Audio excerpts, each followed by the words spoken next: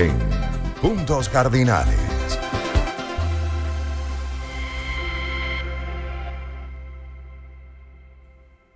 En cada año electoral es tradición escuchar un tipo de canción muy particular. Hablamos de jingles políticos, melodías cuyo único propósito es vender con la mejor óptica a un partido político y sus candidatos. Nuestra productora Paola Muciotti ha preparado una cápsula informativa para hablar de estas canciones de campaña, los jingles. Escuchemos.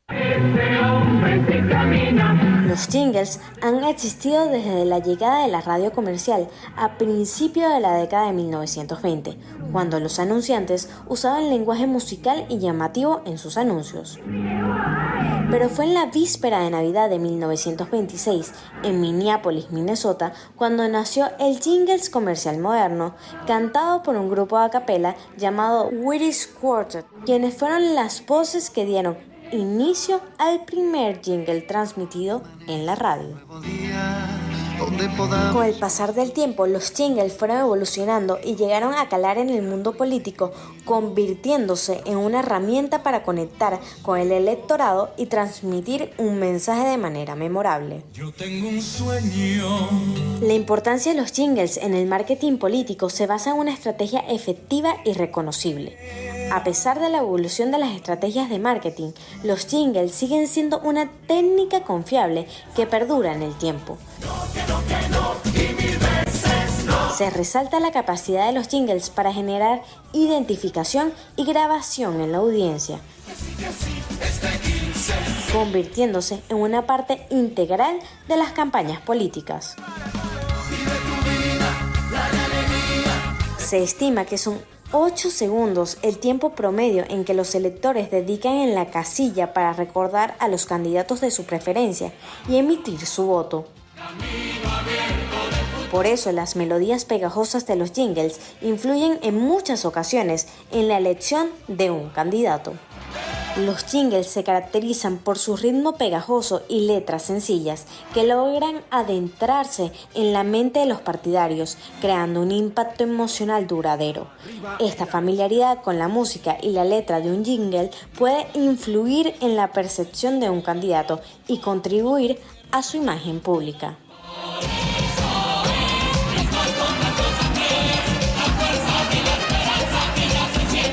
Bueno, pues muchísimas gracias a Paola por esta cápsula que nos sirve de abrebocas para hablar de los jingles y las campañas políticas. Y hay que decir que cientos de estos jingles políticos es imposible sacárselos de la cabeza, son sumamente pegajosos. Yo escuché hace nada uno del actual presidente de la Argentina, Javier Milei, que no espero la hora en que logre salir de mi De tu mente. cabeza.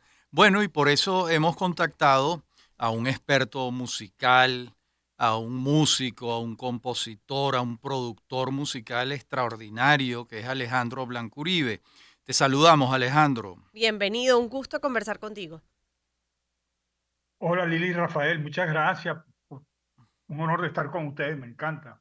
Qué bueno, Alejandro. ¿Cómo ha sido este tema de los jingles en las campañas políticas? Tú que conoces ese tema y que lo has vivido en Venezuela desde hace ya un tiempo, ¿no? Sí, no, aquí en la campaña política el jingle fue fundamental. Eso ya no lo es tanto, pero en los años 70, en los años 80, fue impresionante, realmente. Aquí hubo grandes empresas que era Corpa, que era quien le hacía las campañas de Acción Democrática, y Ars, que se las hacía a Copey. Por un lado Jimmy Till y por el otro lado Guillermo de Tancuro Teiza.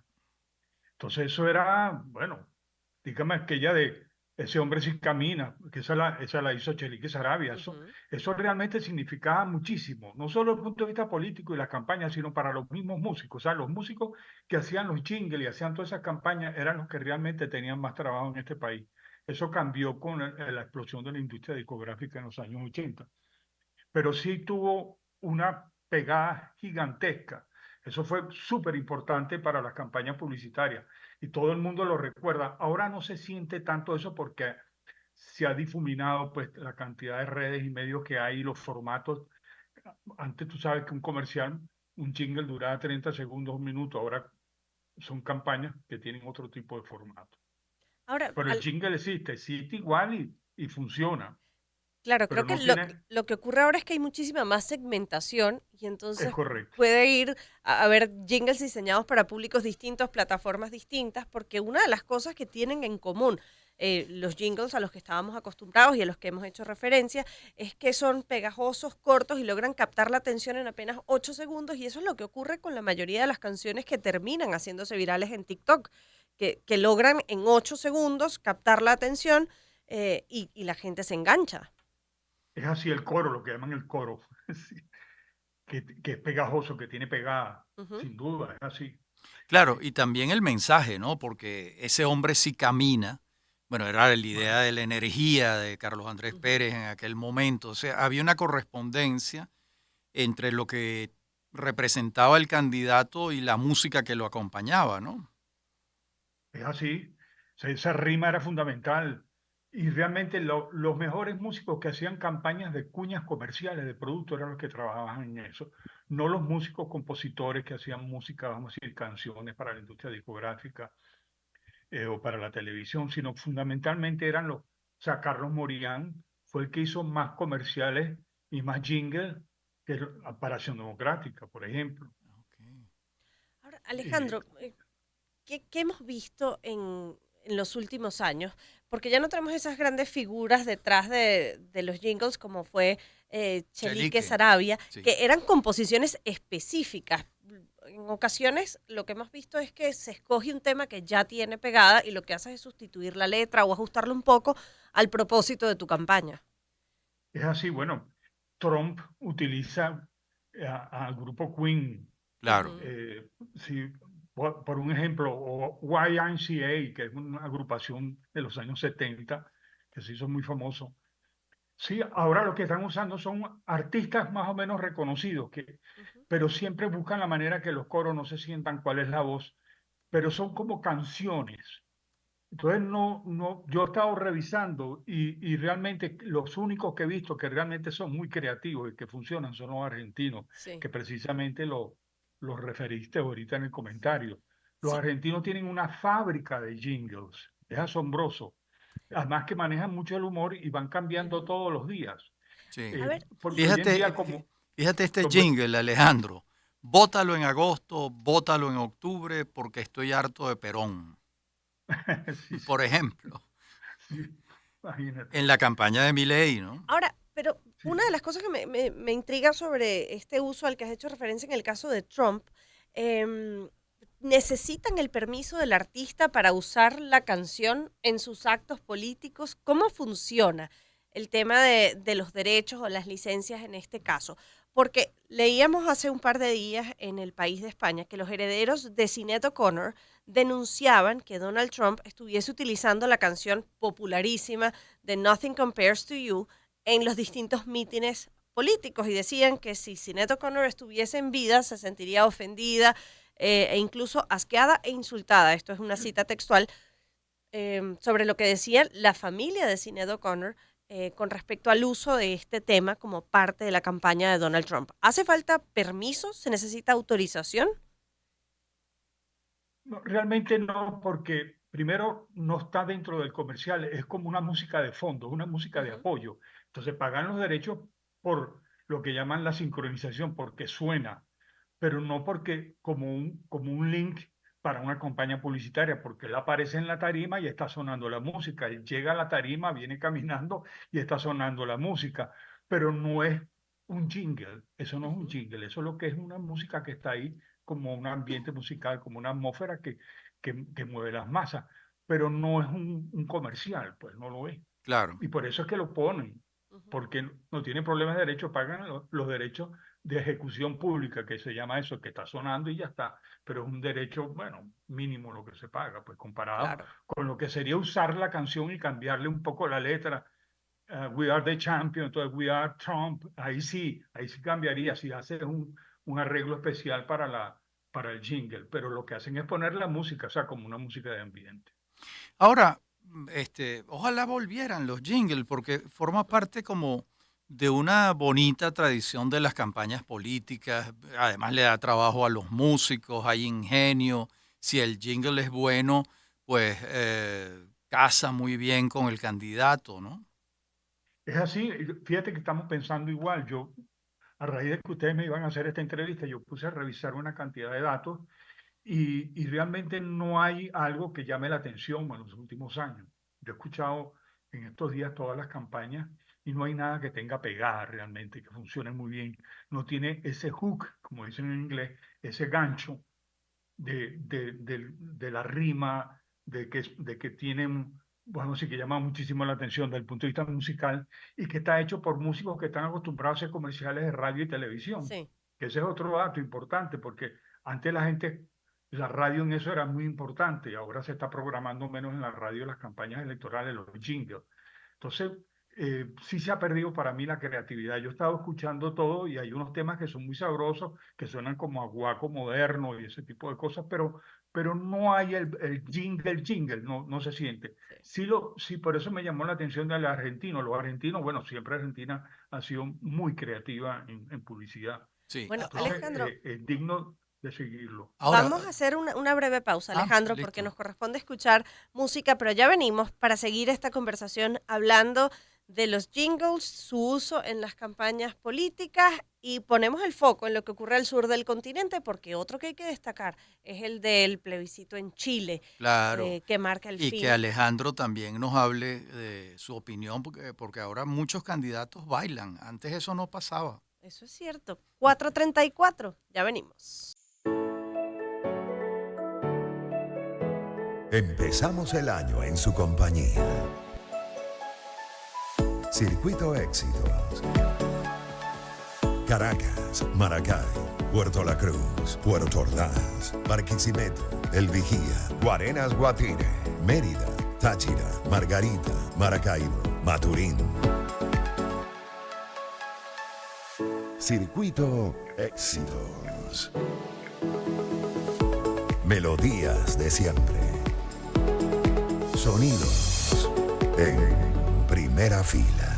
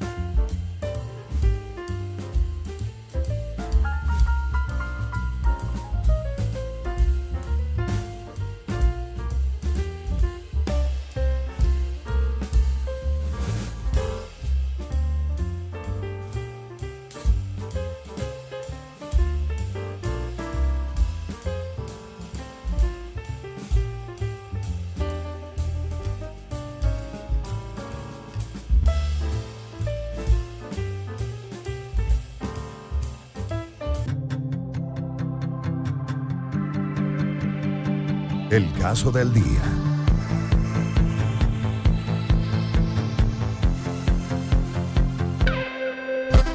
En Puntos Cardinales.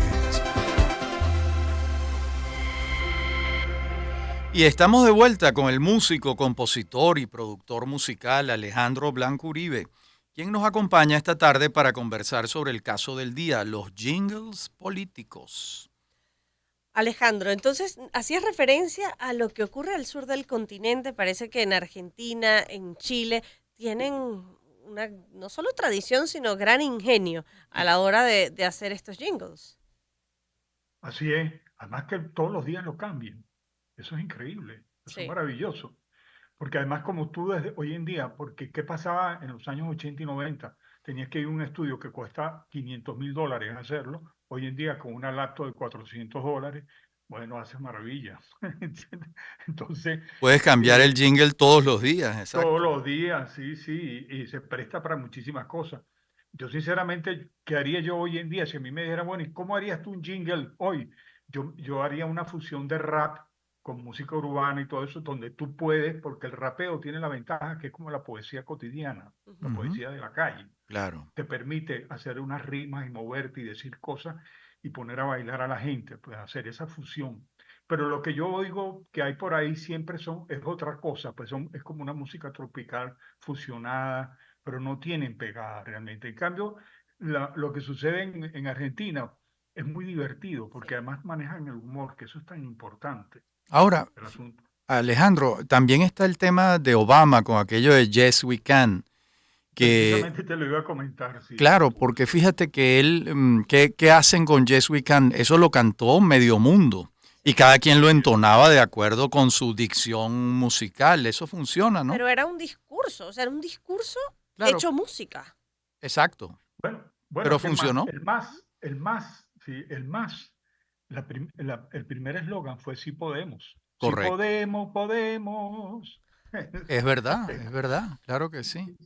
Ahora, Sí, y Alejandro, eso pegó muy duro. A mí me tocó en una oportunidad con Jacobo Borges producir un evento para el más gigantesco en el nuevo circo. Y eso hicimos todo un evento maravilloso usando consignas y cosas. Sé que antes había mucha creatividad y había recursos para hacer eso.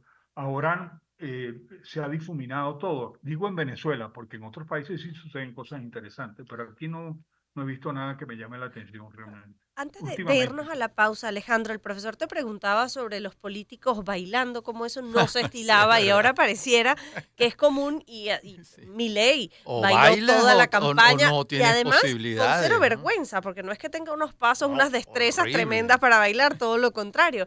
Pero hemos visto cantidad de candidatos que cada vez más se animan a bailar en público, como que eso quizás con la intención de acercarlos a su elector, ¿no? bueno, hasta el viejo Trump, Ujú. cuando empieza a Sí. moverse, tú sabes, ese tótem gigante moviéndose con la música. Sí, es que, bueno, es una manera de comunicarse con la gente, al moverse, pues, es gracioso y eso le llama la atención a la gente. Lo sienten cercano. Ujú. Cuando la gente baila y se mueve, siente que son cercanos, Bueno, Sí, se humanizan, realmente sí. eso es cierto, se ¿no? humanizan, sí, sí, Sí, sí, sí. de Y acuerdo, hacías Alejandro. referencia, Alejandro, a la publicidad y cómo típicamente los jingles estaban asociados a la publicidad. ¿No sientes que, a pesar de que quizás se dejó de lado un poco el tema del jingle, en términos publicitarios en nuestro país se está volviendo a retomar poco a poco? Bueno, sí, bueno, todo eso tiene que ver con la inversión. Mm. El país también ha mejorado un poco económicamente.